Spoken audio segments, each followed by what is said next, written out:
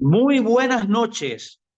Qué buena iniciativa de parte del Eterno pensar en nosotros para su plan de redención. Yo estoy más que bendecido, más que maravillado y agradecido por esta obra maravillosa que Él ha hecho con nosotros y nos ha permitido recibir un reino inconmovible donde hemos sido trasladados de la luz a las tinieblas y por esa razón pertenecemos al reino de Dios. Y es por eso que tenemos la fuerza, las ganas de conocerle más. Por eso cada lunes tenemos estas clases donde nosotros queremos conocer más de Él, de la verdad. Esta es una puerta abierta que Dios ha dado para que podamos ser parte de el conocimiento revelado de su Torá. Hoy un tema maravilloso, un tema que me engrifa los pelos, mis amados. Sí, me da goosebumps, como dicen los americanos. Los pelitos se me paran porque son temas muy poderosos. Y vamos a entrar en las escrituras como cuando usted te toma un buen consomé bien cargado. Así hoy vamos a tomar un consomé de la Torá, donde hablaremos de la preexistencia del Mesías y de las evidencias que la Biblia enseña de que Él es Elohim y de que Él es preexistente.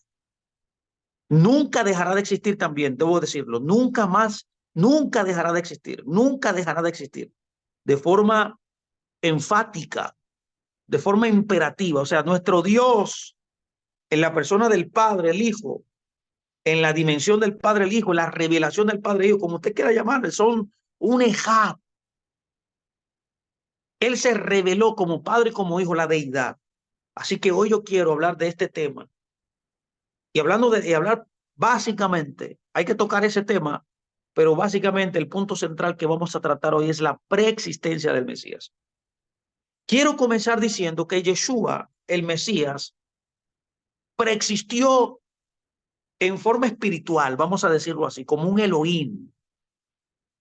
Su nombre es Yeshua, pero podemos llamarle también Yahweh Yeshua. Es por esa razón que en las escrituras notamos que la Biblia revela que hay, por así decirlo, dos Elohim gobernantes.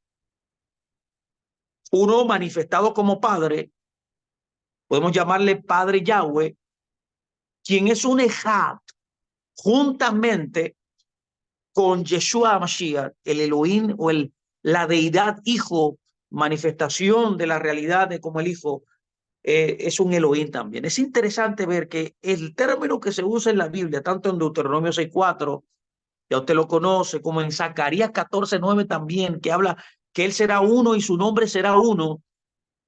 En Deuteronomio 6:4 ya usted los conoce, este verso, un clásico, donde dice que Elohim es Ejad. Y también Yeshua mismo, hablando en Juan 10:30, dijo que el Padre y Él son uno. Él usa un término que es el concepto Ahad. Ejad también puede decirse, que literalmente significa unificado, literal, unificación. Hemos hablado mucho de esto. Es bueno que usted sepa que la primera vez que sale esta palabra en las escrituras, y cuando una palabra sale en las escrituras por primera vez, es importante que usted sepa que marca el significado de todas las veces que aparece en las escrituras. Este principio de interpretación se llama el principio de la primera mención. Los rabinos le llaman que cuando una palabra, un concepto sale por primera vez, le llaman ellos dicen así, ellos dicen así, que es la raíz de todas las otras palabras. Qué tremendo. Tanto los cristianos como los judíos llegan a la conclusión que cuando una palabra, un concepto, sale por primera vez, marca el ritmo las otras veces que sale. O sea, no puede significar algo diferente la segunda vez que aparece, la tercera vez que aparece. No, debe significar lo mismo conforme a la regla de interpretación. La palabra que utiliza es ejad, tanto en Deuteronomio 6:4, como en Zacarías 14:9, como en Juan 10:30, para tener tres testigos, ya que hay un principio de jurisdicción, de jurisprudencia hebrea que enseña que cuando hay dos o tres testigos, o dos o tres evidencias en las escrituras de un concepto, de una palabra, una enseñanza, es una verdad, es irrefutable. Note bien que el concepto es un ejad. La primera vez que aparece es cuando la Biblia dice, fue la tarde y la mañana un día. Vio, un día que es singular comprende de dos cosas. Tiene dos partes, tarde y día. Eso es un ejad. Dentro de la singularidad existe una expresión multiforme.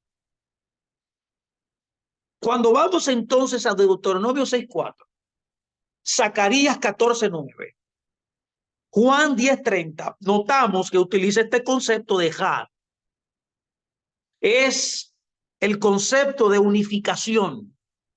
Es lo singular, se expresa de varias maneras, colectivamente. En otras palabras, la verdadera unicidad en la Biblia es algo diverso. Podemos decir que entonces que la divinidad, Yahweh tanto Padre como Yahweh Hijo, que son dos Elohim, es un nombre colectivo. Esto es importante. Podemos entender entonces que Yahweh Elohim es un nombre colectivo. Vemos cómo él existió, preexistió como un espíritu. ¿Por qué sabemos esto? Porque cuando se presentó el momento de concertar un pacto con Abraham, quien hace el pacto con Abraham no es el padre, sino es el hijo. Por eso la Biblia enseña a través de esta verdad que él preexistió. De igual manera, cuando él habló con Moisés, ¿se acuerda? El eterno Yahweh dijo en Éxodo 3:2-6. Bueno, y lo estudiamos ya hace una semana en la porción de Éxodo. Así mismo se llama Éxodo, Shemot. Él dice así: yo, el Elohim de sus padres, el Elohim de Abraham, el Elohim de Isaac y el Elohim de Jacob. Usted ve, de igual manera también, cuando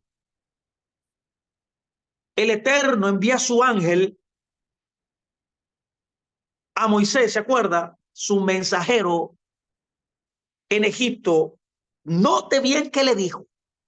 Él le dijo, lo cito, así dirás a los hijos de Israel, Yahweh, Elohim de tus padres, el Elohim de Abraham, el Elohim de Isaac y el Elohim de Jacob, me ha enviado a ustedes. Y este es mi nombre. Note bien que el ángel se llama, le dice que el nombre de él es el Olam. Esto es muy importante que usted lo entienda. ¿Por qué yo menciono este ángel? Porque este ángel literalmente era literalmente la persona de Yeshua, preexistente, que fue enviado como un mensajero divino para dar un mensaje como la palabra misma de Dios al pueblo. Esto es importante. Este es el concepto de masa espiritual. Ese es el concepto de agencia divina. Entonces, en otras palabras, la misma divinidad se expresa como el ángel en la persona de Yeshua para enviar un mensaje al pueblo. Y él mismo se llama el Olam. Y cuando leemos Éxodo 3:15, se acuerda que él mismo dice que él había de ser entendido en todas las generaciones como un nombre memorial. Ya usted sabe cuál es ese nombre. Es el nombre de Yud-Heh-Vah-Heh, que se traduce como Jehová. Se traduce también como Yahvé, como Yahweh. Este nombre es el mismo nombre del Olam, del que existe, ya que el Olam está conectado a Yud-Heh-Vah-Heh, ya que Yud-Heh-Vah-Heh literalmente tiene que ver con el concepto hebreo de Yahat, que significa existir. Pero tiene que ver que el existir, ¿por qué existir? Bueno, la connotación es que él existió o ha existido y existirá, o sea, en todos los tiempos, en todos los espacios, tanto en el pasado, en el presente, en el futuro. O sea, en otras palabras, nuestro Elohim, como es el Olam, ese Yud-Heh-Vah-Heh que él quería ser conocido, tiene la expresión de toda la existencia, todo el tiempo. O sea, él es el que fue, el que es y el que será. ¿Quién puede ser el que fue, el que es y el que será? Solamente el que es el Olam, el que era del mundo, el que ha existido siempre. Y ese fue el nombre que ese enviado, el ángel del Señor, en la persona, que era Yeshua mismo preexistente, quiere que nosotros le llamemos. Con esta evidencia. Yo creo que con esto ya no podemos ir de aquí, pero yo quiero darle más evidencia. Y realmente son 8 evidencias que voy a tratar de hacer hoy. Voy a ver si el tiempo me da. 8 evidencias. Mire, y eso que no voy a leerlo, y no voy a poder leer completamente los versos, pero o sea, es su tarea usted leerlo o copiarlos. Bueno, yo tengo la costumbre de enviar estos documentos cada vez que termino para que usted tenga este evidencia y usted mismo pueda leer por su propio medio, que lo que le estamos nosotros diciendo no es mentira.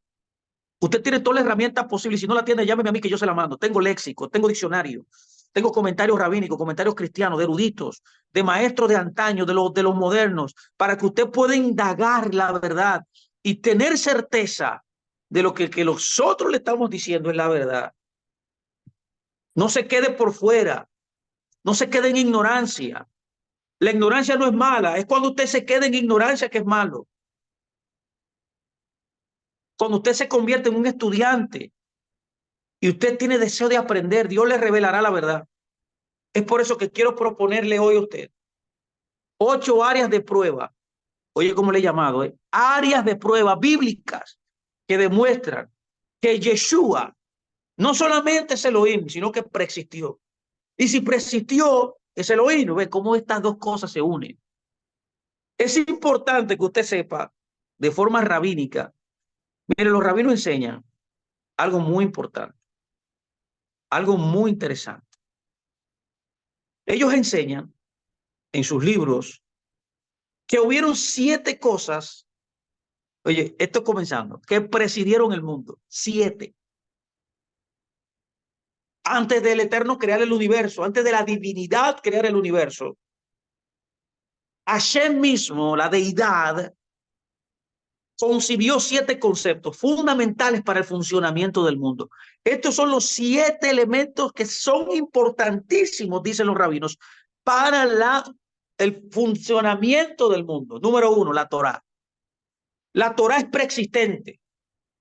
También la Teshuvá. Escucha muy bien, el arrepentimiento. Es por eso que usted puede arrepentirse y Dios perdonarlo, porque el arrepentimiento, o sea, la Teshuvá, no tiene nada que ver con lo natural. Es un concepto trascendente, es un concepto que viene antes de la fundación del mundo. Esto es lo segundo. El tercer concepto es el Gan Eden, lo que se conoce como el paraíso. Lo cuarto es el Geinán, es el infierno. Lo quinto es el Kiseh HaKavod, lo que se conoce como el trono celestial de la gloria. Lo sexto es el Beit HaMikdash, el templo sagrado de Jerusalén. Y número 7, por favor, escúcheme, se encuentra el nombre de Mashiach. Tenemos aquí evidencia entonces rabínica que Mashiach no es un concepto terrenal, no es un concepto natural, no, es un concepto trascendente, pero fundamental para la existencia y el funcionamiento de este mundo maravilloso que Dios nos ha dado. Dios nos ha dado este mundo y ha establecido principios que anteceden el mundo. Es por eso que ellos enseñan que el mundo fue creado solamente con el propósito de estudiar Torah. ¿Por qué la Torah es el primero? Porque Dios llamó para que usted fuera creado para que estudiara Torah y cumplir con esos dictámenes. La Teshuvá fue concebida para mantener la existencia. Un mundo sin Teshuvá perecería inevitablemente a los ojos de los juicios del Eterno. El Gan Edén fue concebido a fin de asegurar una recompensa para los justos. El Geinán fue concebido para dar castigo al malvado. Es por eso que yo estoy en contra de la doctrina de la reencarnación, porque eso no tiene validez dentro del plan de Dios. Estos son conceptos cabalísticos. No se deja atrapar por estos conceptos metafísicos. Vaya a lo seguro, a lo revelado en la Torá. El Geinán fue concebido como símbolo del castigo a los malvados. El trono celestial de gloria fue concebido antes del universo a fin de manifestar la gloria del Eterno en el mundo. Que usted entienda que el mundo es gobernado por Dios. Tome nota que el mundo no es gobernado por el Satán, ¿eh? Hay varias doctrinas por ahí que enseñan esto, que el diablo es el gobernante del mundo. Eso no es cierto. Eso es un mal entendimiento de los textos bíblicos. El que gobierna el mundo, inclusive usa al diablo en su plano. Escucha bien, Dios utiliza al Satán en su plano. Es el eterno. Por eso el trono de gloria fue creado antes de crear el universo, para que se entendiera que hay una persona, una entidad, una divinidad que manifestaría su gloria en este mundo. El Beit Hamikdash fue creado porque fue el lugar designado dentro de los espacios sagrados en el tiempo, en lo natural, para que la Shejinah, o sea, la divinidad misma, dentro del tiempo cronos, pudiera habitar en ese lugar.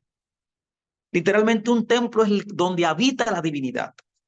Por lo tanto, el concepto de Beit Hamikdash fue concebido como una condición para la creación. Y por último, el nombre de Mashiach. Por favor, esto es importante.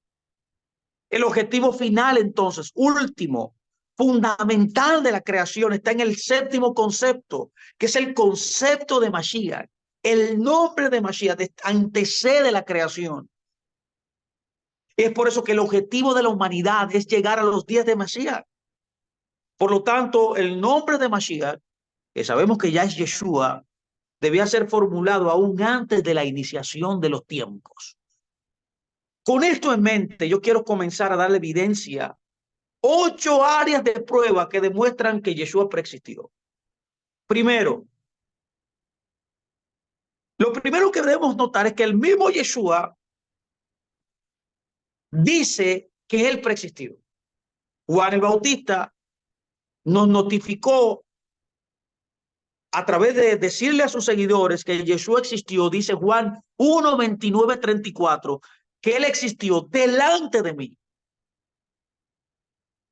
La Biblia dice que Juan dice, él existió delante de mí, a pesar, póngame aquí atención, de que Juan fue concebido 6 meses antes de Yeshua.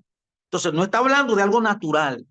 El texto, ya que Juan, este libro es maravilloso, que usted sepa que este libro fue ideado y fue entregado desde un punto de vista del cuarto nivel de entendimiento de la Torá, que es el misterio. Juan es la revelación del misterio de Yeshua.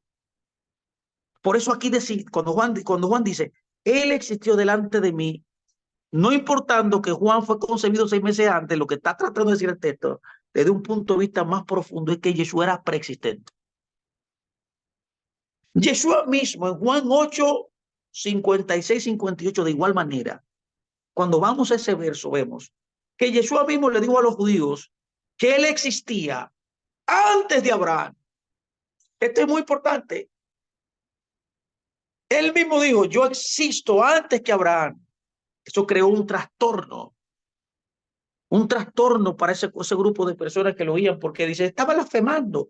Era que ellos no entendían lo que él estaba diciendo, porque lo estaba hablando de un punto de vista más profundo, lo que se conoce como el misterio en las escrituras. Antes de Abraham él existió. Me acuerda también, hay una evidencia muy importante también de este primer punto, donde Yeshua y la Biblia dice que él preexistió, cuando en una oración, ¿se acuerdan? La oración del Padre Nuestro, que sus discípulos dijeron, enséñanos a orar. Era la costumbre que un maestro judío, un moré, un rabino de ese tiempo, del primer siglo, enseñara a sus discípulos a orar. Ellos le preguntan, enséñanos a orar. Y Yeshua le dice en esta oración, él le dice, ahora pues, Padre, escuche por favor. Juan 8, 56, 58. Él le dice, discúlpeme, ahora sí, la nota se me fue. Él le dice, ahora pues, perdón, en Juan 17, 4, no, perdón, en Juan 17, 4, en esa oración, él le dice, cuando él está orando, no es la oración del Padre Nuestro, discúlpeme, es la oración que él está orando antes de ir a morir a la cruz. Ahí él ora en el verso 17 de Juan, verso 4, dice la Torá lo siguiente.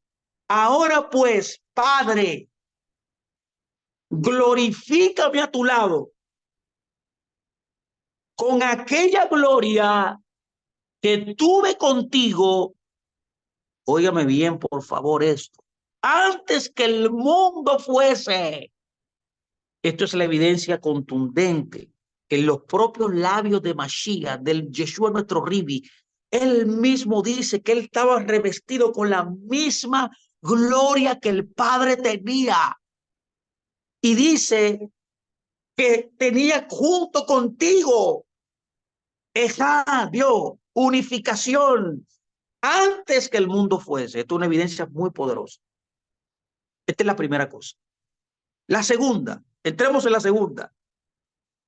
Yeshua mismo se identifica específicamente como Elohim, pero dice que era un Elohim manifestado en carne. Eso está en 1 de Timoteo 3:16. Tomás, por ejemplo, ¿se acuerda? Corroborando con esta verdad maravillosa. En Juan 20:28, acuérdense que Juan es un libro escrito en Sod. Él dice, mi soberano. Hay una traducción, la Reina Valera lo traduce como mi Señor. Pero ahí mismo dice, mi Dios. La palabra que utiliza es curios, que es una palabra análoga a la palabra Elohim. Elohim y curios es lo mismo. Cada vez que la Biblia habla de curios en el Nuevo Testamento se refiere a Yuhe y Bajé, literal. Él le dice, mi soberano, mi Señor y mi Elohim, mi Dios, mi curios.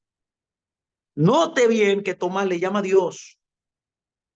De igual manera, notamos que la Biblia, y Yeshua mismo se identifica como un Elohim, y la Biblia y muchas personas en la Biblia lo identifican como Dios. El apóstol Juan, por ejemplo, en referencia a Yeshua, le llama el Logos. ¿Qué es el Logos? Es la palabra de Dios. Es el Menra, hablando en un término arameo, de los Targumín, comentarios de la Biblia hebrea en el primer siglo. Logos es la expresión más interior y más profunda de la deidad. Es la expresión más adentro, más interna de la divinidad, es la palabra. Por eso, Juan, note cómo él abre este libro maravilloso de Juan, que fue escrito en Sod, como ya le he hablado. Es un misterio, está revelado, es un misterio revelado. Algo. Juan no está hablando cosas muy profundas. Nosotros leemos esto como cosas triviales, pero son cosas profundas que está hablando aquí. Por eso él dice, en el principio era el Logos. Y el Logos estaba con Elohim, que era el Padre. Aquí es el Padre, el Logos es el Hijo y él estaba con Elohim, es el Padre. Está hablando de la unificación de la preexistencia. Juan está hablando de cosas muy poderosas aquí. Él tiene en mente Génesis 1:1 literal. Cuando usted lee Génesis 1:1, usted puede ver que cuando la Biblia describe, ¿se acuerda? La Biblia dice, en el principio creó Elohim. Usted sabe que en las traducciones se ha perdido lo que dice realmente ese texto. Ese texto, cuando usted va al hebreo original, tiene una palabra al lado de Elohim pequeñita. Y es el concepto Aleph-Taf, que es el concepto et. Aleph-Taf. Muchas Biblias, no más, ninguna Biblia en castellano traduce correctamente ese verso. Porque si se tradujera correctamente, debería decir, en el principio creó Elohim Aleph y Taf. Solamente te dice que en el principio creó Dios, pero no menciona cuál Elohim. Ahí menciona cuál es el Elohim. ¿Cuál es? Aleph y Taf. ¿Quién es el Aleph y Taf? El Logos, que es Yeshua, que es el Yeshua, para que me entienda, ese Elohim preexistente, que aquí Juan le llama la palabra. ¿Qué es la palabra? Es lo más profundo, es la expresión interior del mismo de la divinidad, de Dios, del Padre también. ya que esto es una dinámica de revelación, Padre e Hijo. No son categorías distintas, son revelaciones de la función de la divinidad. Esto es muy importante. Por favor, escuche bien. Esto dice el Elohim Alesitaf. Esto es importante. Por eso Juan dice que estaba con Elohim. Dice en el principio era el Logos, o sea, el Alesitaf, que es Yeshua mismo, es el preexistente. El Logos estaba con Eloa, el Padre. Y ahí mismo él afirma, por eso él llega a la conclusión en la tercera frase, cuando él dice, y el Logos, ese Alesitaf, el preexistente, Yeshua, es Dios, es Elohim. Usa la misma palabra que en la segunda parte de la primera parte de Juan. En el principio era el Logos. El Logos estaba con Eloa, que es el Padre, y el Logos, que es el Hijo, es Eloa, dice. Bueno, yo no sé si usted no lo entiende, pero esto está muy claro. Esto es una evidencia contundente, mis amados, que certifica la preexistencia del Mesías y la divinidad también de Yeshua. Por eso continúa diciendo, él estaba en el principio con el Padre, con Elohim, y aquel Logos, ese preexistente, ese Alesitaf preexistente, Yeshua, fue hecho carne y habitó entre nosotros. Este es un verso muy poderoso que identifica la preexistencia y la divinidad también de Yeshua. Ahora bien, vamos a continuar, vamos a ver más evidencias. Saúl, Pablo, el apóstol Pablo, dos veces en las escrituras afirma de una manera categórica de que Yeshua es uno de los dos Elohim, porque los dos Elohim lo vemos en las escrituras del Antiguo Testamento preexistiendo en una forma espiritual los dos.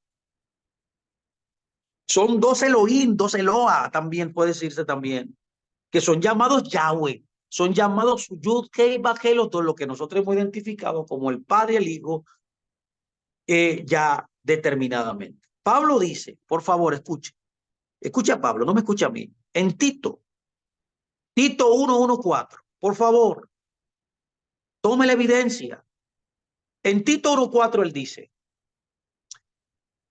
Pablo, siervo de Yahweh y apóstol de Yeshua HaMashiach, conforme a la confianza de los escogidos en Yahweh y el conocimiento de la verdad que es según la piedad, en la esperanza de la vida eterna, el cual Elohim, o sea, el Padre, que no miente, prometió desde antes del principio de los siglos, de preexistencia, y a su debido tiempo manifestó su logos.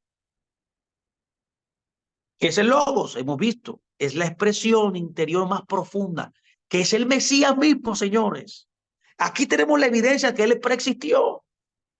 Por medio de la proclamación, dice él, que me fue encomendada por mandato de Elohim, nuestro Salvador, que es Yeshua. Ahí ya conecta que ese Salvador al final es Yeshua. ¿Qué juego de palabras más poderoso usa Tito? De igual manera, en Tito 2:11-13, en el mismo libro, él dice, por la gracia de Elohim, que es el Padre, se ha manifestado para salvación. Entonces, ¿cómo él dice que el Padre se manifestó como salvación? Ahora, mi pregunta es, ¿cuál es la manifestación de salvación de Dios? Yeshua. Si se manifestó el Eloah, el Elohim, que es el Padre, en salvación, ¿quién es ese? El Padre. No, la Biblia entiende, lo identifica, que la salvación del mundo es Yeshua. Por eso es que dice, se ha manifestado para salvación a todos los hombres, enseñándonos que renunciando a la impiedad y a los deseos mundanos, vivamos en este siglo sobria, justa y piadosamente, aguardando la esperanza bendita y la manifestación gloriosa de nuestro gran Elohim. ¿A quién se refiere? A Yeshua y Salvador. A él lo menciona, dice Yeshua HaMashiach. Note bien que él le llama aquí Elohim aquí. Esto es otra evidencia que nos habla que él es Dios, que nos habla también que él preexistió. ya que si el Elohim, él preexistió. Ambas cosas, como he dicho, están unidas. Es interesante que cuando leemos Juan 5:17, Yeshua mismo dice que él tiene la misma naturaleza de su padre, refiriéndose aquí a Elohim Padre. Él dice que él es un Dios, dice, él mismo lo dice, que él es un espíritu, también dice. Está hablando en su forma preexistente, que o sea, él está hablando a la gente en tiempo, espacio, en el primer siglo, como la persona de Yeshua, pero está hablando en un término preexistente, está hablando en un término y en un entendimiento de que él era preexistente. Y diciendo que él siendo existe en la imagen del Padre. Una referencia literalmente a su descendencia, como está escrito en Génesis 5:3. Y especialmente en este caso, un hijo sin pecado, como el Padre también es. Él se compara con la dignidad del Padre, ya que el Padre es sin pecado, al igual que él es sin pecado. Finalmente, quiero decir que ambos seguidores de Yeshua y otros, como lo demuestra la antigua edición del Baal Shem Tov, es un evangelio hebreo de Mateo,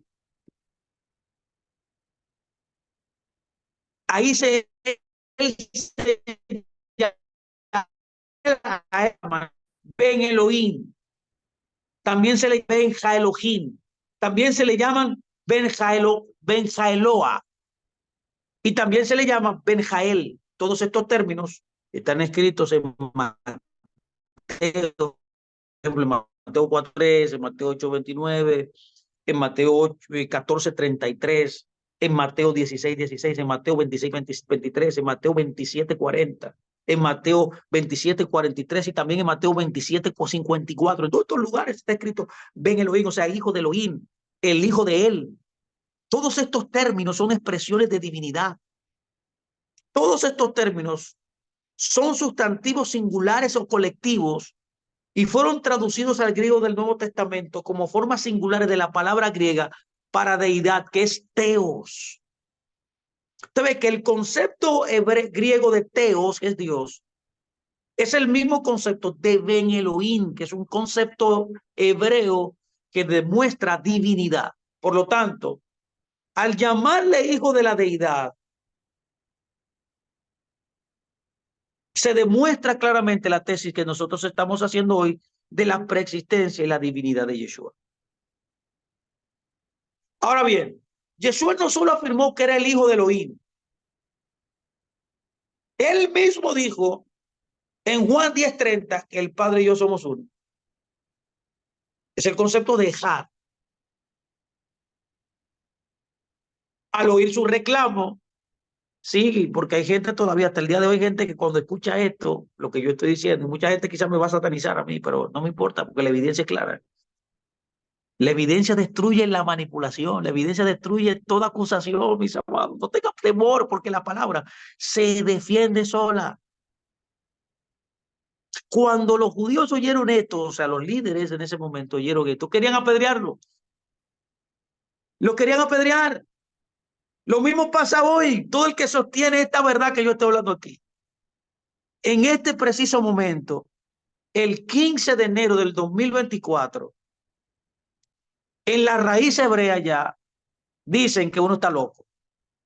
No, que eso es mentira. Es la misma forma de apedrear que utilizaron los primeros padres cuando Yeshua dijo que él y el Padre eran uno. Estaban unificados. Es por esa razón que cuando él dijo esto, lo acusaron de blasfemia. Fue su primer caso cuando él declaró en Juan 10:33 exactamente que él era uno con el Padre. Los líderes lo acusaron de blasfemia. Así que también él estaba tratando de decirnos a nosotros que él era un ejad con el Padre. Ellos querían que él estaba haciéndose pasar por el Padre. Ellos no entendían todavía que él y el Padre eran uno. Gloria a Dios que hoy lo entendemos. Y si no lo he entendido, esta es la evidencia que usted lo entienda. Es por esa razón que para poder demostrar la comprensión hebrea, judía, durante este periodo, a mediados del siglo, el judaísmo del Segundo Templo, el sacerdote y escritor Filón, escuche bien que dijo, Filón ha sido uno de los más grandes pensadores judíos de todos los tiempos. Filón dijo, pero si alguno todavía no es apto para ser llamado el hijo, y él le llama aquí en este libro, deidad, le llama teos. Oye, este es un sabio judío, le llama Dios. Déjenlo presionar para tomar su lugar bajo la deidad del primogénito. Él le llama el Logos, que sostiene el liderazgo entre los enviados de Dios. Y muchos nombres son suyos. Escuche bien que él dice, ¿cuál es uno de los nombres que le llama? Él le dice, porque se llama el principio. Escuche, él le llama, Filón le llama a Yeshua el principio. No solamente le llama a Dios, le llama también el principio. Y dice, y teniendo el nombre de la deidad, es decir, el nombre de Yud-Hei Vah-Hei, y siendo su logos, ¿qué es el logos? La palabra, la expresión más íntima. Y el hombre según su imagen, y el que ve, dice que es Israel. Vio, eso dice Filón. Filón también se refiere a Yeshua, al logos, porque le llama el logos, le llama Elohim también, le llama Dios. Él dice también, continuando en sus libros, él tiene unos libros maravillosos que yo le exhorto a que lo lea, porque él habla de cosas muy profundas ahí. Él habla de Yeshua, le llama el Logos, que es Elohim. Filón se refiere a Yeshua como el guía controlador. Él le llama el Logos divino y añade lo siguiente. Él añade y dice, porque mientras el hombre no alcanza la perfección, tiene el Logos divino como su líder. Escuche por favor qué dice. Ya que hay un oráculo que dice, y ahí él cita lo que dice Éxodo 23, del 20 al final, dice, he aquí, yo envío mi ángel delante de tu rostro para que te guarde en tu camino, para que te traiga a la tierra que te he preparado. Ponle atención y escúchenlo. No le desobedezcan, porque él no se apartará de ustedes, porque mi nombre está en él. Hemos dicho ya que Mashiach es este ángel, se le llama el ángel del Eterno, que fue enviado de forma espiritual para guiar al pueblo en el Éxodo. La última línea del texto hebreo lee como con más precisión lo siguiente, nombrando Éxodo 23, verso 21 exactamente, dice, porque no perdonará tus transgresiones. Oye, este ángel tenía el poder de poder perdonar transgresiones. ¿No se acuerda usted en una ocasión que cuando Yeshua sanó a un enfermo, le dijo, tus pecados te son perdonados? Inmediatamente, ¿qué pasó? El grupo de fariseos que estaba alrededor de él comenzó a murmurar, comenzó a cuchichear. No, ¿y cómo este hombre está perdonando pecados? Entonces Yeshua le dijo, porque no lo entendía. Él le dijo, está bien, voy a retirar lo que dije. Estoy parafraseando lo que dijo. Voy a retirar lo que dije. Ya usted no, en otras palabras, usted no creen que yo pueda perdonar pecados. Usted no creen que yo soy Yeshua. Usted no creen que yo soy el Mesías. Usted no creen que yo soy Dios. Usted no creen que yo tengo la capacidad en mí mismo de poder perdonar transgresión. Entonces, para traer las cosas a su nivel, él le dijo, levántate a tu cama y sé sano. Y en vez de perdonarle el pecado, él lo sana delante de todos ellos. ¿Entendieron? Eso demuestra también lo que Éxodo 23, 21 dice de este ángel, que Yeshua también es una agencia divina, es el mismo Elohim manifestado en ese ángel, en la persona de la palabra del Logos, como dice Filón, que tiene, dice el texto, la capacidad de perdonar las transgresiones. Por eso dice, porque mi nombre está en él. Si el nombre está en él, escucha la palabra, en él, no con él, en él, porque son un ejad. Por esa razón, siendo Dios también podía perdonar pecados. O puede ser cualquier ángel perdonar pecados. No. En este caso, Yeshua es el preexistente. Los judíos, por tanto, eran plenamente conscientes que este enviado de Dios, Mashiach preexistente, que es conocido como el Hijo de la Deidad, es conocido, como hemos visto, como el Logos del Eterno, como el Logos del Padre. Era este instrumento en Éxodo, y también ahí cuando Yeshua vino y perdonó pecados, él estaba operando en esa dimensión de su divinidad. Es por esa razón que este grupo de personas comprendieron claramente que él era esta persona que es compatible con lo que el libro de Éxodo 23, 20, 23 nos está diciendo con relación al ángel, que llevaba el nombre del Eterno y que podía perdonar pecados. Pero también dice el texto que debían también los israelitas ser obedientes a él, obediente a él. ¿Cómo yo puedo ser obediente a un ángel? Si es un ángel. No, cuando lo entiendo correctamente, como le estamos explicando hoy, como la evidencia bíblica, notamos que es Dios mismo. Por eso debían obedecerle. Es por esa razón que sobre este punto, tanto judíos como cristianos, y bueno que usted lo sepa, en el primer siglo estuvieron todos de acuerdo. Los judíos se diferenciaban de los cristianos en que no creían que Yeshua, que ellos veían como un hombre mortal solamente, no como un ser preexistente, ni tampoco como Elohim mismo. Este desacuerdo nos lleva a la segunda acusación hecha por los judíos contra Yeshua. ¿Se acuerdan? La primera fue de blasfemia. La segunda nos las enseña Juan 10:33 cuando dice, ¿por qué tú? Ellos le dicen a él, ¿por qué tú siendo hombre te haces una deidad? Escuche, ¿por qué tú te haces un Elohim? Es decir, afirmando que él y el Padre eran Ejad. Yeshua también estaba haciendo la afirmación de que era uno de esta divinidad, era parte o era la divinidad misma, porque Yahweh, o sea, la divinidad, porque hay un Yahweh Padre, un Yahweh Hijo, escuche bien, era un Ejad. Muchos judíos sentían que su afirmación era imposible, no la entendían. Es por eso que pregunto, ¿cómo Yeshua, puesto que él era meramente un hombre, un mortal, un hombre de carne y hueso como tú y yo, ser Elohim mismo, ser preexistente, el hijo de Elohim, es decir, el hijo de la divinidad? ¿Cómo? Los primeros cristianos, por supuesto, todos ellos discutieron y avalaron la preexistencia. Yo me refiero a los padres de la iglesia, que todos eran discípulos de los discípulos de Yeshua. Por ejemplo, Justino Mártir, por ejemplo, Tertuliano, Eusebio, incluyendo Marcione, que era un hereje, discutió de este tema. Orígenes también, Hipólito también.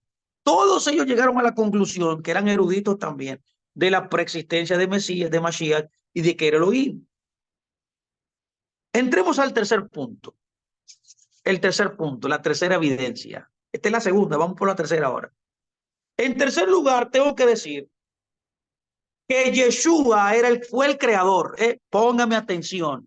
¿Cómo yo sé que él preexistió? Esta es la tesis de hoy. Este es el tema de hoy, la preexistencia del Mesías. Es que la Biblia enseña que el que creó todo no fue el Padre, el que creó todo fue Yeshua.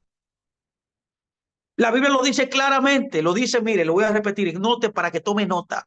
No lo voy a poder leer todo porque sería mucho tiempo, no saldríamos de aquí, pero haga la tarea, léalo. La Biblia dice que Yeshua es el creador, no el Elohim Padre, sino el Elohim Hijo, que es Yeshua, que es Mashiach. Es el creador, el Boreolam. Bueno, eso está escrito en Juan 1:3. Eso está escrito en Colosenses 1:15, 18. Eso está escrito en Hebreos 1:1 hasta el final. El contexto de Hebreo 1 entero habla de eso. Efesios 3:8 también dice esto. Ahora bien, ¿qué es la que dice del Padre? Es interesante que del Padre dice en Revelación 4:1-11, dice así, dice, porque creaste todas las cosas y por tu voluntad son y fueron creadas. Esto habla eso se dice del Padre Yahweh. El Padre Yahweh estaba hablando de Yeshua cuando ordenó en Génesis lo siguiente. Por favor, escúcheme, por favor. A eso es que se refiere revelación. Que el Padre estaba hablando lo que Génesis 1:26 dice. Era el Padre que estaba hablando a Yeshua cuando ordenó, hagamos al hombre a nuestra imagen. Este verso, que es interesante, al igual que también el verso de Revelación 4:11, prueban que el Padre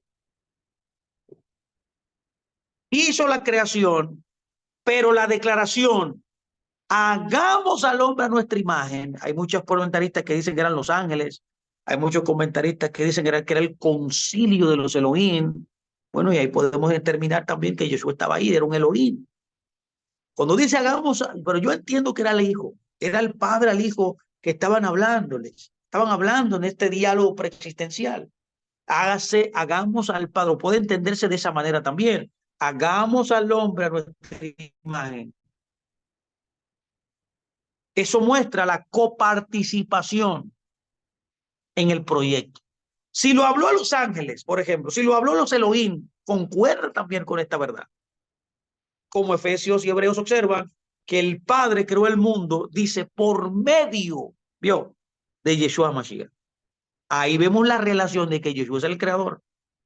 El hacerlo por medio de él identifica a Yeshua como el creador. Ahora bien, él provee, no, en otras palabras, el Padre provee el poder y las instrucciones. Podemos determinar entonces que el Padre es el proveedor del poder, de la fuerza, de la capacidad de crear y da las instrucciones también. Y el Hijo cargaba estas órdenes y manifestaba lo que el Padre quería. Y como resultado, Yeshua tenía que preexistir como un ser espiritual, un Elohim, como hemos dicho, como parte de la divinidad. Es por esa razón que es importante que usted entienda la divinidad de Yeshua. Ellos son llamados Elohim, donde ambos son participantes, los dos. Uno como la fuerza ideóloga, el que sufre el poder, y el otro es el ejecutor de este plan. Por eso es determinado que ambos están involucrados en la creación del mundo, no solamente el Padre, sino el Hijo. Este es lo tercero. Permítame lo cuarto. Cuarta evidencia. La cuarta evidencia es la siguiente.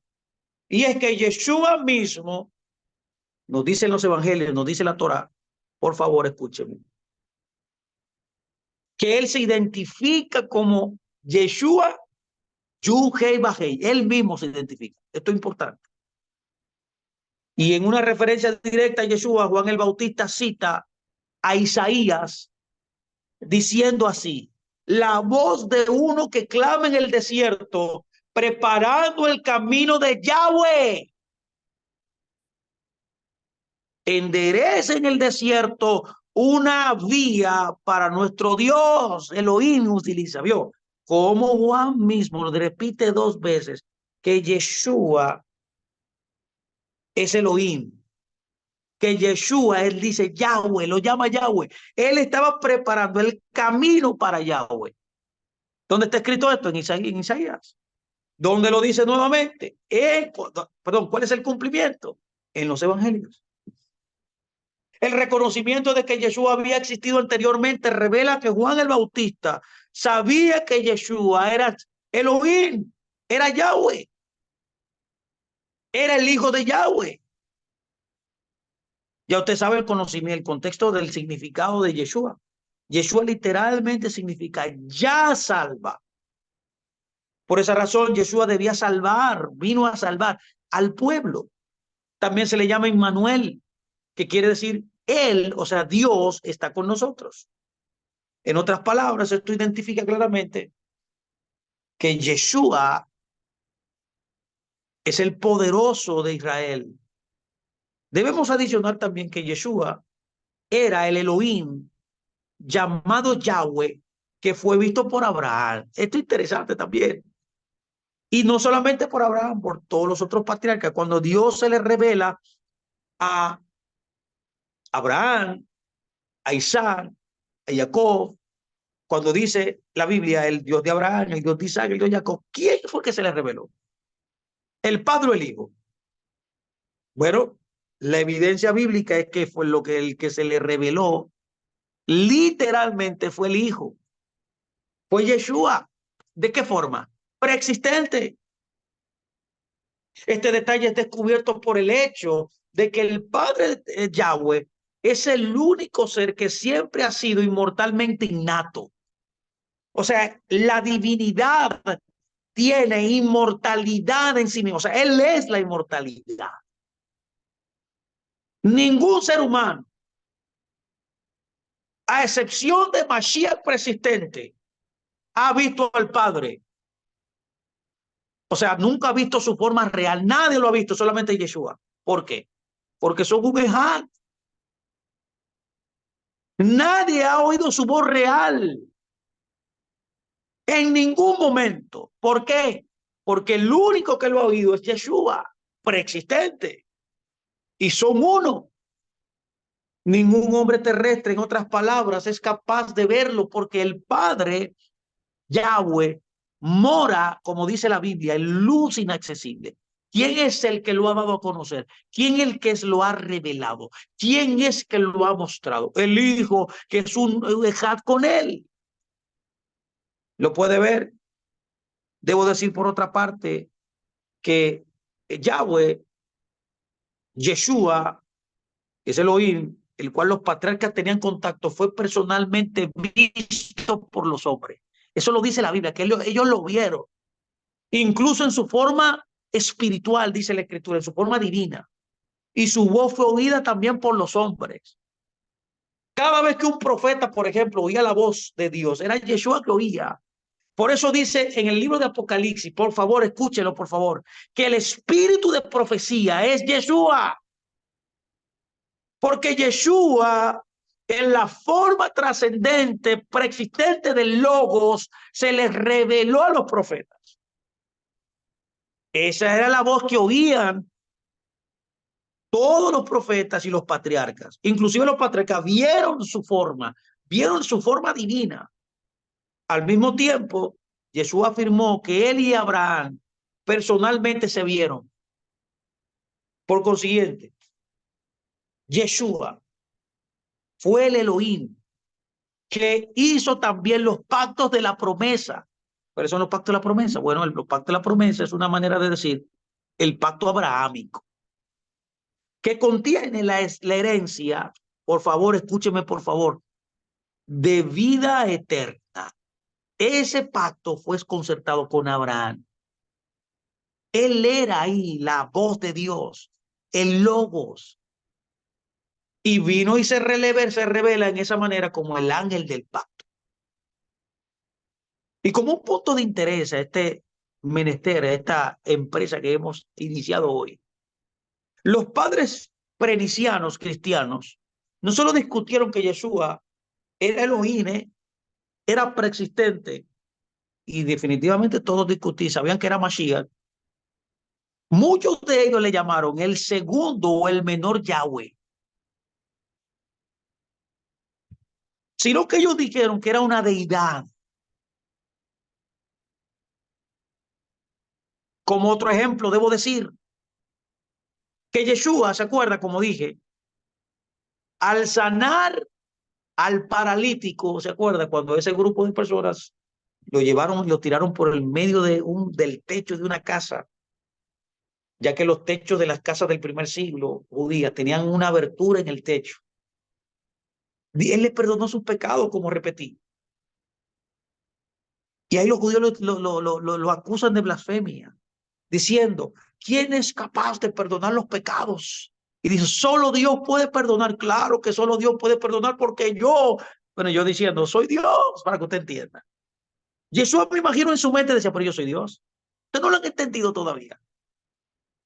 Es por eso que Jesús replicó reafirmando su afirmación, declarando que perdonó al hombre para que ustedes puedan saber, escuche qué dice el texto, que el Hijo del Hombre tiene autoridad sobre la tierra para perdonar pecados. Se lo dijo.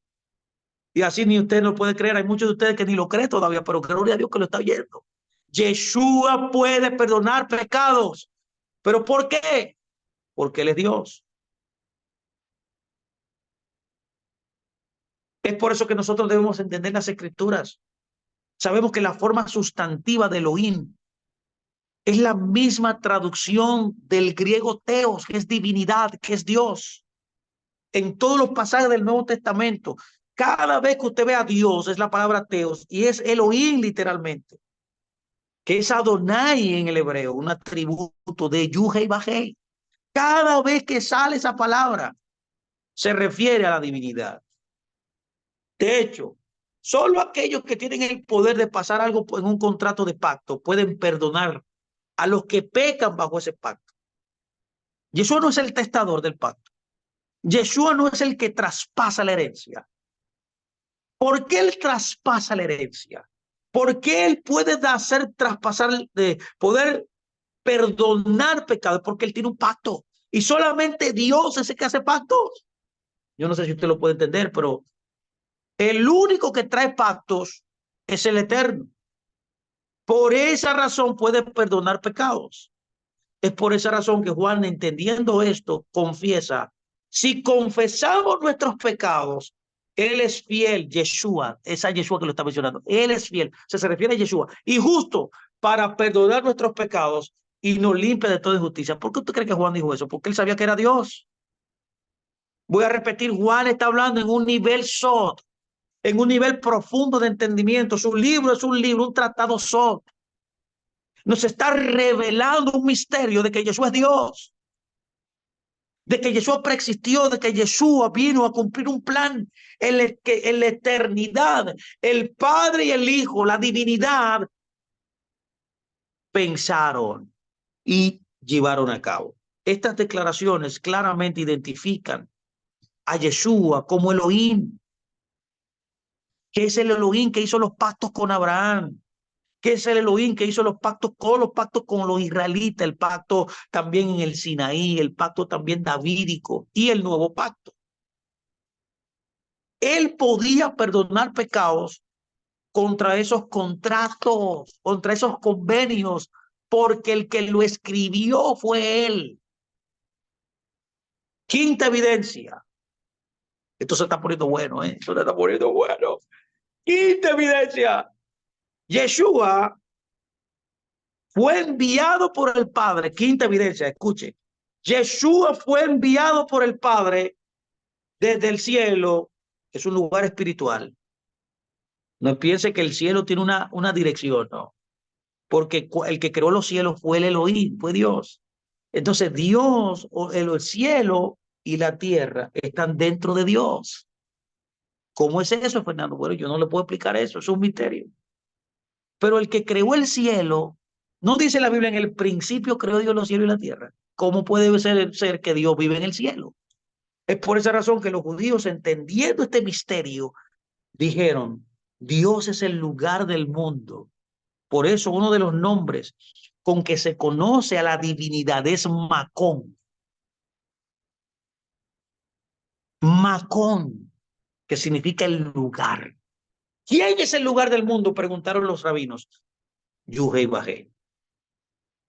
Entonces, notamos como quinta evidencia que Yeshua fue enviado por el Padre del cielo para hacer su voluntad entre los hombres. Bueno, vamos a ver evidencia. Yeshua muchas veces reportó que ha sido enviado a la tierra por el Padre. Yeshua mismo afirmó, porque he descendido del cielo, dice él, eso está en Juan, para hacer mi voluntad. No, perdón, no para hacer mi voluntad, sino para hacer la voluntad del que me envió. En el libro de Zacarías leemos también que el eterno Yahweh será enviado a la humanidad por otro Yahweh. ¿Cómo puede ser posible que un Yahweh envíe a otro Yahweh? Bueno, está escrito, ¿qué puedo yo hacer? No puedo yo inventarme otra cosa. Tengo que ver la evidencia y decir lo que veo. La Biblia dice, canta y alégrate, hija de Sión, porque he aquí vengo y moraré en medio de ti, ha dicho Yahweh, y se unirán muchas naciones a Yahweh en aquel día, y me serán por pueblo, y moraré en medio de ti. Entonces conocerás que Yahweh de los ejércitos me ha enviado a mí. ¿Lo vio? El texto dice que un Yahweh envió a otro. Este pasaje es poderoso. Yahweh, el Hijo, el que ha sido enviado, uno de los dos Yahweh, habitará en medio de nosotros. Por eso toma nombre el nombre de Immanuel. En aquel día se unirán muchas naciones, como dice este texto, al Señor el Padre. Y sabremos que Yahweh, el Yahweh Zabaoth, es decir, el Padre, nos ha enviado al Hijo a nosotros. Qué hermoso es esto. Del mismo modo, aquí hay otra evidencia. En Isaías encontramos una vez más a Yahweh hablando de otro Yahweh. Yahweh declara, acérquense a mí, escuchen esto. Desde el principio no hablé en secreto. Desde que eso se hizo, allí estaba yo. Y ahora me envió Yahweh el Señor y ha enviado su Rúa. Así ha dicho Yahweh, redentor tuyo, el Santo de Israel. Yo soy Yahweh, Elohim tuyo, que te enseña provechosamente, que te encamina por el camino que debes seguir. ¿O qué lo puede ver aquí? Un Yahweh está hablándole a otro Yahweh. ¿O cómo puede ser posible esto? No sé, pero está aquí. Por eso dice, y ahora me envió Yahweh el Señor. Yahweh está diciendo que Yahweh lo envió. Este pasaje es poderoso, este pasaje revela muy claramente que Yahweh existió al principio de la creación, como ya hemos dicho. Muchas veces no hemos visto. Y ahora Yahweh, su soberano, es decir, el Padre, para que me entienda, ha enviado a su Yahweh y a su Rúa. El que es enviado es por definición, por así decirlo, óyeme bien, menor que el que lo envió. ¿Pero en qué sentido? En esencia, en importancia en el plan. No, en la economía de la salvación, en la economía del plan de Dios de redención. Hay uno que está supeditado al otro, pero eso no significa que el Padre en esencia es mejor que el otro. No sé si entiende. Que muchos enseñan que porque estas cosas suceden en la escritura, el Yeshua, y ahí que toman ellos la evidencia que Yeshua no es Elohim, porque él mismo dice se sometió al Padre. Claro, se sometió al Padre porque lo que la Biblia no está tratando de decir es que hay en la Biblia y en el plan de redención hay funciones que cada parte de la revelación de la deidad tiene. Eso no significa que no sean uno. Es igual que el esposo y la esposa. Vamos a hacerlo para que me entienda humanamente. El esposo y la esposa, ¿quién es mejor de los dos? No son los dos iguales en importancia, en dignidad, en valor. Todos son iguales los dos. Ahora bien, en función son iguales. No, ¿por qué no? Porque a Dios le plació así. Uno es la cabeza y el otro es la ayuda idónea. No está hablando de dignidad, no está hablando de dignidad. No está hablando de que uno es mejor que otro. Mucha gente se ha confundido con esto y muchas sociedades han maltratado a la mujer por esta rebelde, esta supuesta entendimiento de lo que significa ser cabeza y significa ser ayuda idónea. No tiene nada que ver con la importancia y el valor de la persona en su esencia. Tiene que ver con un concepto de jerarquía. Tiene que ver con un concepto de importancia en una función dentro de un plan que Dios ha establecido. Simplemente. Por eso usted puede ver que en este verso, el que es enviado es por definición. menos que menor que el que envía, basado en un contexto de jerarquía, de importancia en un plan, no en dignidad, no en valor, no en esencia, sino en función.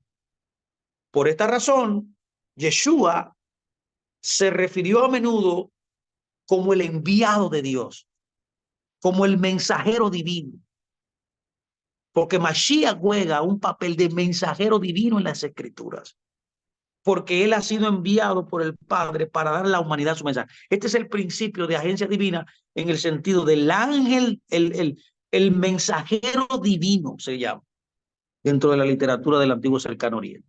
Esto es importante que usted lo entienda. No está hablando de importancia de que uno es mejor que otro o que uno es más importante que otro. Sí, uno es más importante que otro en el sentido de función, no en el sentido de esencia, que es lo que mucha gente ha querido decir, menospreciando el valor de Yeshua como Dios mismo dentro de una economía de revelación de un plan. Es una función, padre e hijo, no es un rango de importancia ontológicamente, sino que es un nivel de importancia en una función que lo ideó la divinidad, que llegaron a un acuerdo en ellos dos para el plan de redención. Eso lo hablamos en la clase pasada. Además, como Jesús mismo señala, acuérdese, él dijo, el siervo no es más grande que su soberano, o sea, que su señor, ni un mensajero mayor es el que lo envió. Por esa razón, Yeshua dice, mi padre es mayor que yo. Él usa esa misma frase porque él está hablando en un sentido de función, no en un sentido de divinidad, no en un sentido de importancia esencial de la divinidad, sino en una función que él está jugando. En esa función, él es menor dentro del plan de redención. Por eso en una ocasión cuando alguien lo llamó y le dijo, tú eres bueno, él le dijo, no hay nadie bueno, sino el Padre solamente. Él está hablando dentro de la economía de la redención. Él está tratando de decir, yo estoy sometido dentro de la economía de la redención al Padre. Ahora bien, ¿cuál es el punto aquí? Que un mensajero, agencia divina, no viene a hacer lo que le da la gana. Tiene un trabajo que vino a hacer, un trabajo por la cual se le envió. No viene para enviar su propio mensaje, no viene a hacer su propia obra, viene a hacer la obra que fue designada antes de la fundación del mundo, en la economía del pacto eterno entre la divinidad, donde se envuelven todos los actores, por así decirlo, que conocemos como el Padre, el Hijo, el Ruach HaKodesh. Yeshua, por ejemplo, mismo señala, porque el que me envía, porque el que envía porque el que envía a Elohim habla las palabras de Elohim. Entonces, él no vino a hablar las palabras de él. Eso está hablando de subordinación a una economía. Eso está hablando jugando un papel dentro del plan de redención. Por lo tanto, no es de extrañar que Yeshua aclare su propia posición con relación al Padre cuando él dijo, el Padre que me envió me dio a mí el mismo mandamiento que le debo decir a ustedes y que le debo hablar. O sea, que se amaran los unos a los otros. Dice, no es un mensaje nuevo, es el mismo mensaje que siempre ha estado en el Antiguo Testamento, de amar, porque el amor es la suma de todos los mandamientos. En cuanto a la obra realizada por Jesús, claramente declara que las muchas buenas obras, correctamente, es una función. Como dice Daniel, es una función. No tiene que ver con una mejoría o alguien o ser peor o no ser divinidad.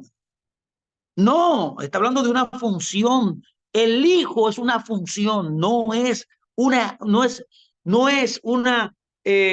categoría menor. Es una función, al igual que un esposo, una esposa, cumplen un rol. Al igual que un hijo es parte de una familia, cumple su papel de hijo. Es igual que una empresa, hay un director, hay un supervisor, ahí están los empleados de línea, todos dentro del organigrama están persiguiendo un propósito definido. Cada uno fue designado a hacer un papel determinado. Eso no tiene que ver con que, eso no significa que el supervisor que está por encima de los que están en la línea, los trabajadores de línea, y también el gerente, por ejemplo, es mejor que los que están en línea o es superior en dignidad. No son seres humanos los dos. Es lo mismo aquí, para que me entienda humanamente hablando. Tiene que ver con una economía de una revelación.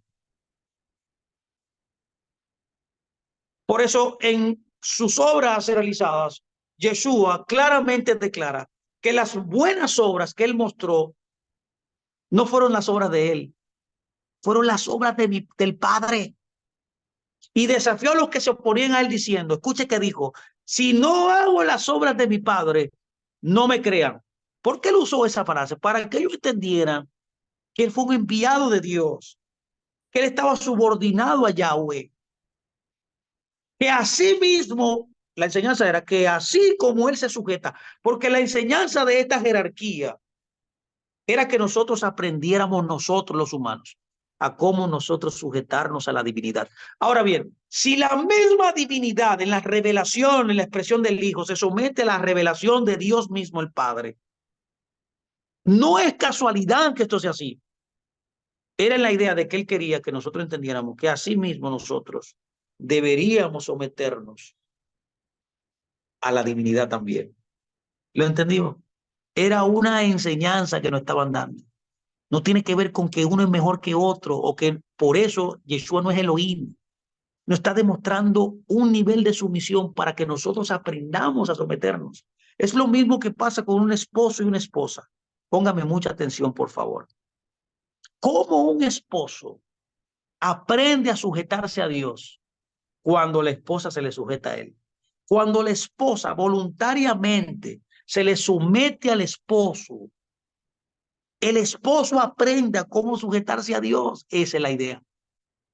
De la misma forma, al Yeshua someterse a Dios, inclusive no decir sus propias palabras, inclusive no hacer sus propias obras, era para enseñarnos a nosotros que nosotros, al igual que el que es Dios, se somete a Dios, así nosotros debemos someternos también a Dios. Por eso él dice, más si no hago las obras de mi Padre, no me crean. Oye, él estaba diciendo, las obras que yo hago es la obra que él hace. No quieran a mí.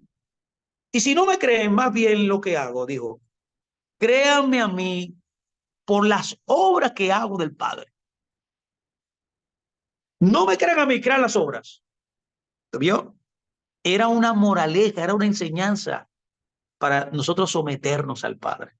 La evidencia demuestra que el Padre envió a Yeshua desde el cielo a la tierra para hacer su obra, para llevar su mensaje a los hombres, puesto que ningún hombre ha estado en el tercer cielo. ¿Quién es el único que ha estado ahí? Yeshua, donde el Padre mora. Por esa razón podemos de entender hoy que Él preexistió. Y como Él sabía la voluntad de la divinidad, Él fue enviado desde el cielo a hacer la voluntad que le fue llamada a hacer. Sexta evidencia. Yeshua fue enviado por el Padre de los cielos para convertirse en un nuevo tipo de hombre carnal. Escúcheme, por favor. ¿Por qué sabemos que él preexistió? Porque él fue enviado para que nos sea un modelo para todos nosotros de un tipo de hombre distinto, un nuevo tronco de humanidad, un nuevo Adán. Por eso se le conoce a Yeshua también en lo terrenal como el segundo Adán. Permítame empezar esto. Yeshua se describe a sí mismo como aquel a quien el Padre santificó y envió al mundo. Dice, él mismo lo dijo. Él nos dice, nadie de carne subió al cielo, sino el que descendió del cielo, el Hijo del Hombre que está en el cielo. ¿Cómo puede ser posible esto? Esto es un texto maravilloso que nos da nos perpleja la mente. Claro, ¿cómo puede ser que alguien esté en la tierra como ser humano, pero está en el cielo también? La única respuesta es que Él es Dios, que el Padre que está en el cielo y el Hijo, el que está en la tierra, revelado como hombre, Elohim hecho hombre, es la misma deidad. Nadie subió al cielo sino el que descendió del cielo. ¿Quién fue el que descendió del cielo? Yeshua, el Hijo del Hombre que está en el cielo. Esto es un texto, mire, que perpleja la mente de cualquiera. Ahora, ¿cómo yo entiendo esto? Yo no lo entiendo. Tengo que aceptarlo porque está escrito. La Biblia dice también, Yeshua, no que alguno haya visto al Padre. Yeshua mismo dijo, no que alguno haya visto al Padre, sino que aquel que vino de Dios, escuche lo que dice, vino de Dios, este ha visto al Padre. ¿Cómo puede ser que alguien haya visto al Padre si la Biblia dice que nadie lo ha visto? El único que lo ha visto es Jesús. ¿Por qué? Porque son uno. Wow, esto es lindísimo saberlo.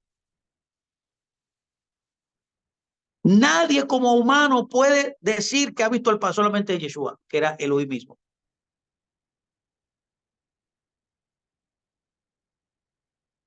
Yeshua, nos dice la Escritura, salió del cielo. Y eso es un amén. Ahora, ¿cómo yo sé? Ya tengo una evidencia. ¿Cómo yo sé por otra persona en la Biblia que esto es una verdad? Bueno, Pablo lo dijo también. Pablo testifica que Yeshua salió del cielo. Él escribe lo siguiente. Así también está escrito, escúcheme, eso está en Primera de Corintios 15. Fue hecho el primer hombre Adán, nefesh viviente. El postrer Adán, vino a formar una nueva hombre en el mundo. Él lo llama un ruach, un espíritu vivificante. ¿No cree usted que no es que es casualidad que ahí mismo diga que el que se hace uno con el Mesías es un espíritu con él? No dice un nefesh, dice un espíritu con él. Porque él vino a formar un nuevo hombre. Mas los ruach, dice, no es primero, sino los nefesh, el hombre.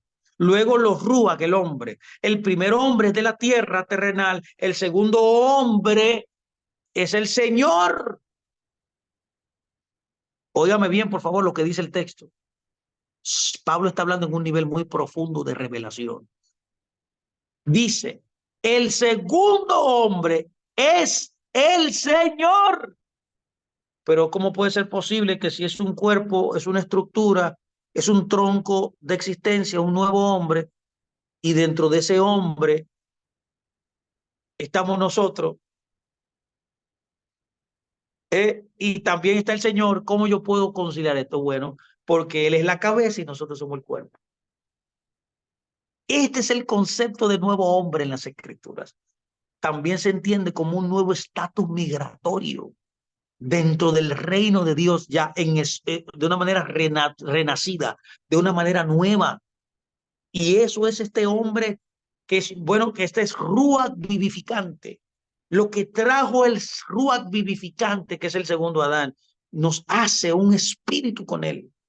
Por eso dice que es el Señor, el segundo, que es el Señor, o sea, el Ruach vivificante, es del cielo. Cual el terrenal, tales los terrenales, y el cual el celestial, tales también los celestiales. Así como hemos traído la imagen del terrenal, o sea, en el primer Adán, traeremos también la imagen de lo celestial. Está diciendo que como el hombre pecó, como el primer Adán, también nosotros con el nombre de Yeshua, con el nuevo Ruach vivificante, un nuevo hombre, una estructura nueva, un nuevo tronco de humanidad que no pecó, también nosotros viviremos de esa manera. Este pasaje muestra que Yeshua salió del cielo para convertirse en un hombre, mis amados. La forma del Elohim en Yeshua fue alterada en la de un ser humano. Por eso Pablo dice, ese es un clásico, mis amados. Esto es Filipenses 2:5 en adelante. Dice, haya pues en ustedes este sentir que hubo también en el Mashiach Yeshua, el cual siendo en forma de Elohim, la palabra que utiliza aquí en el griego es teos, en forma de Dios, teos, que es Elohim, que es Adonai, siempre es la divinidad. Él está diciendo aquí que Yeshua es Dios. Y por eso dice, no escatimó a ser igual a Dios, como cosa que aferrarse, sino que se despojó a sí mismo, tomando forma. Veo que lo que quiere decir despojarse no es que él dejó de ser divinidad. Él fue divinidad mientras estuvo en el cuerpo. Lo que quiso decir fue que él tomó otra forma. Es la forma de ser. El despojarse de divinidad es dejar temporalmente, humanamente, la expresión de divinidad de Dios y formarse para enseñarlo a nosotros a ser siervo, un siervo. Él toma la forma de siervo para mostrarte a ti y a mí que esa es la forma de existencia más grande que existe. No está diciendo que él dejó de ser Dios. Por eso dice, se echó semejante a los hombres en el sentido de que se encarnó y estando en la condición de encarnación de hombre, se humilló a sí mismo, haciéndose obediente hasta la muerte y muerte de cruz. ¿Para qué? Para que tú y yo aprendamos cómo someternos a Dios. Para que tú veas que hasta la muerte tú debes someterte a Dios. Que aunque te maten, tú debes obedecer a Dios. Hay mucha evidencia en las escrituras. Sadrach, Mesach y Abednego. Puedo mencionarle muchos más. José. Todos estos personajes siempre mantuvieron su dignidad de obedecer a Dios, no importando la situación. Es por esa razón que al decir que Jesús se basó a sí mismo y tomó forma a semejanza de un hombre, tenemos aquí una declaración bien clara de la preexistencia de Yeshua y de que también, como el texto dice, era Dios. Él viene a enseñar este texto la preexistencia de una forma distinta a la de hombre, que luego vemos cómo él se modifica. Es lo que Primera de Timoteo le llama el misterio de la piedad.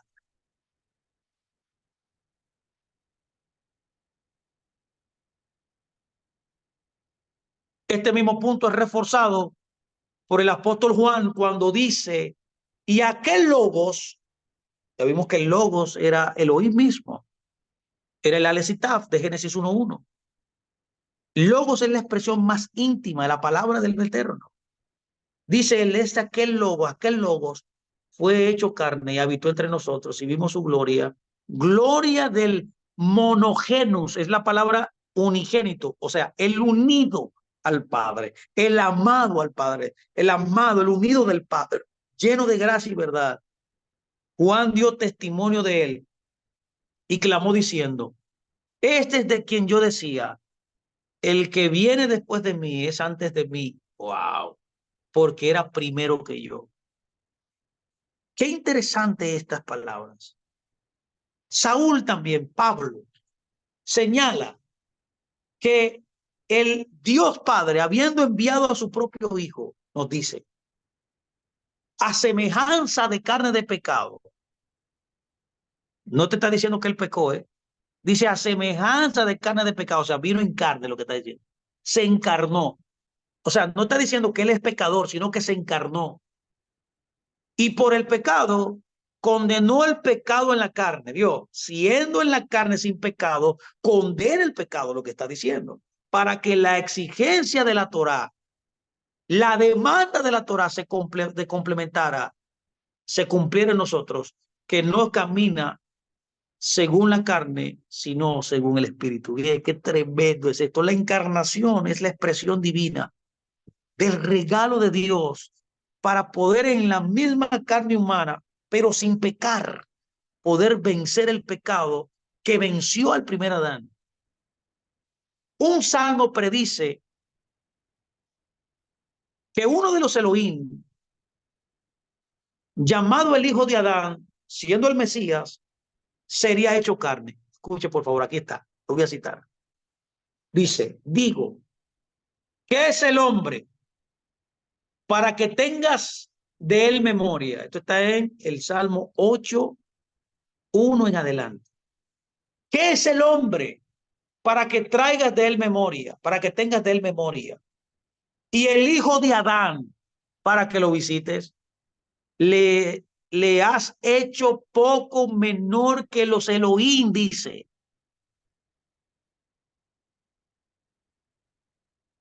Aquí los Elohim es los ángeles.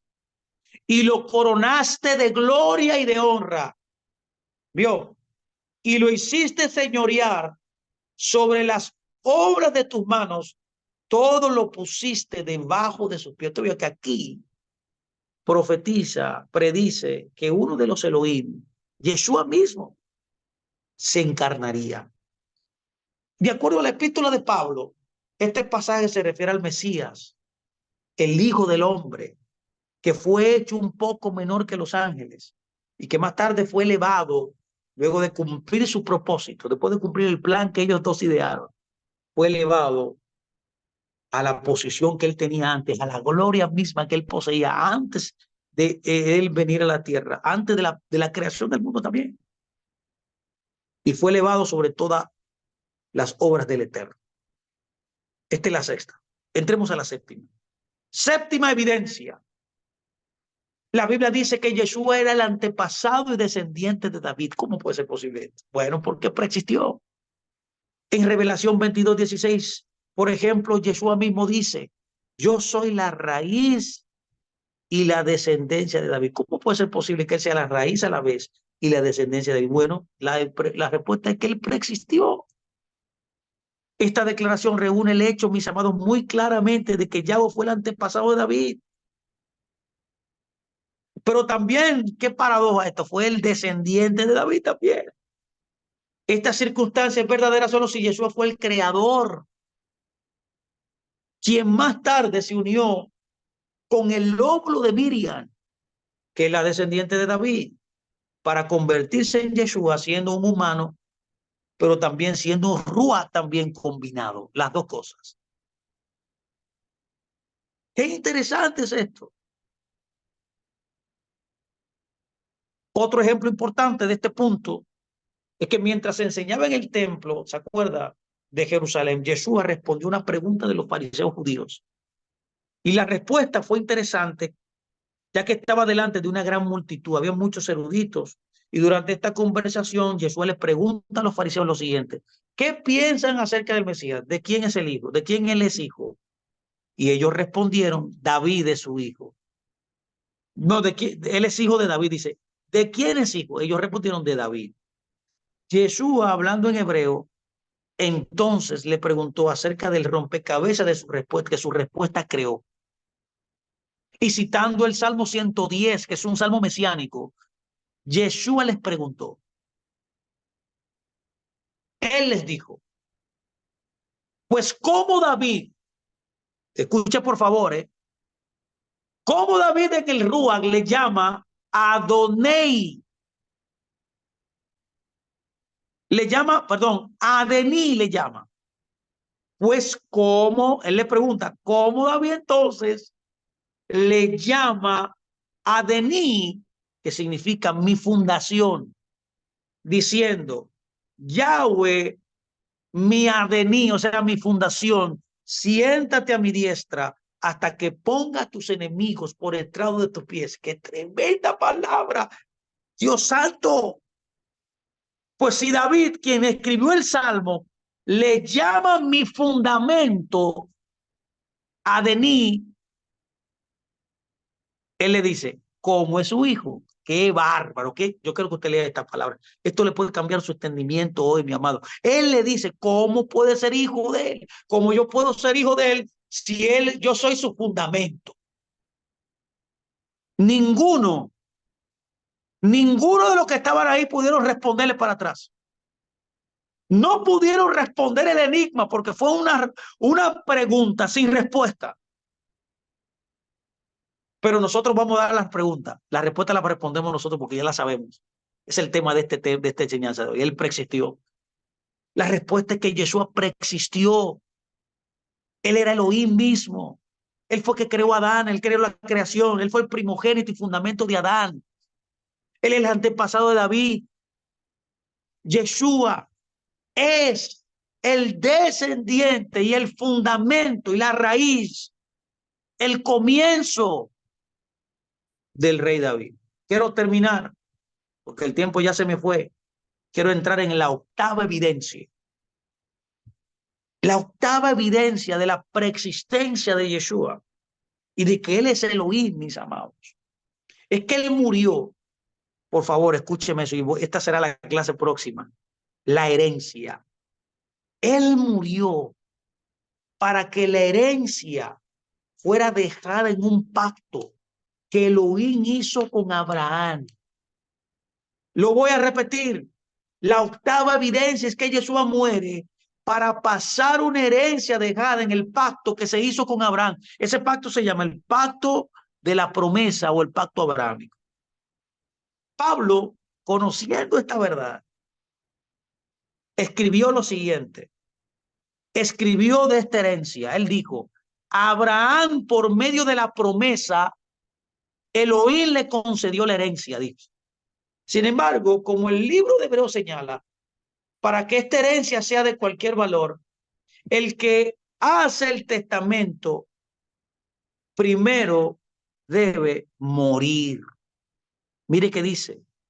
Así que por eso es que Yeshua, el mediador de un nuevo pacto, para que interviniendo muerte para la remisión de las transgresiones que había bajo el primer pacto, es decir, el Antiguo Testamento, el pacto de Moisés, los llamados reciban la promesa de la herencia eterna, porque donde hay testamento es necesario que intervenga la muerte del testador, porque el diateque o el testamento con la muerte se confirma. Este tema es interesante y lo voy a discutir en próximas charlas. Por ahora, solo necesitamos señalar que alguien que es espiritual no muere. Sin embargo, el Eterno, Yeshua mismo, que dejó a Abraham el pacto, tiene que morir. ¿Y cómo puede ser esto? Porque de lo contrario, la herencia prometida no tiene valor. Ahora bien, ¿cuál es el mecanismo? Bueno, ese es el mecanismo porque se hizo un pacto eterno, porque Él se encarnó. Y eso voy a hablarlo en la clase próxima. Voy a hablar por qué Él se encarnó. Eso es importante que usted lo sepa. Él se encarnó. Una de las evidencias es que Él tenía que pasar la transferencia de la herencia, de la vida eterna. Por eso tú estás salvo. Si Él no se hubiera hecho carne y ser un hombre sin mancha, sin pecado, viniendo en carne de pecado, en semejanza del pecado, y moría y no podía traspasarte la herencia de vida eterna. Cuando están entendiendo, esto es lindo.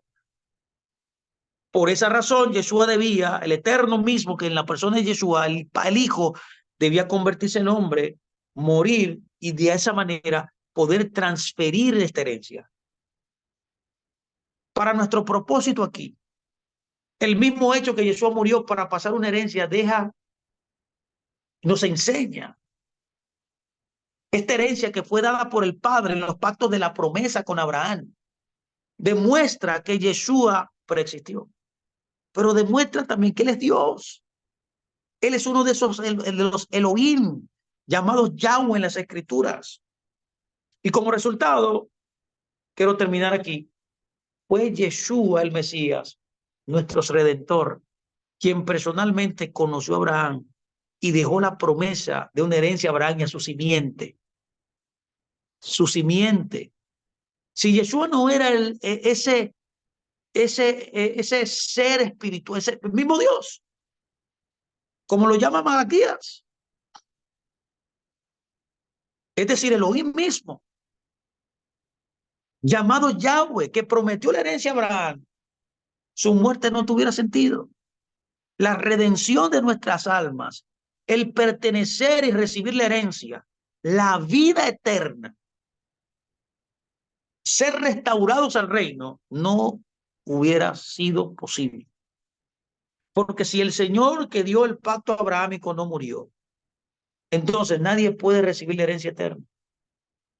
El plan solamente funciona si Yeshua, el preexistente,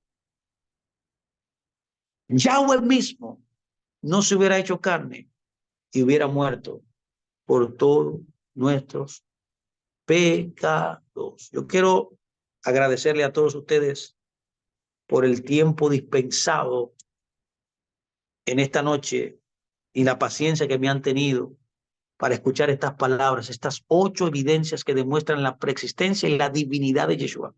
Este es un tema maravilloso, mis amados, que les exhorto a que lo lean, lo oigan de nuevo y que cuando tengan las notas, las lean, investiguen las citas bíblicas que hemos dado y por sus propios ojos investigue estas verdades que hemos hablado hoy. Espero que el Eterno les dé sabiduría y entendimiento. Así que me despido, mis amados. Gracias por este tiempo. Que el Eterno les bendiga. Una gran bendición le deseo a todos ustedes. Shalom, shalom.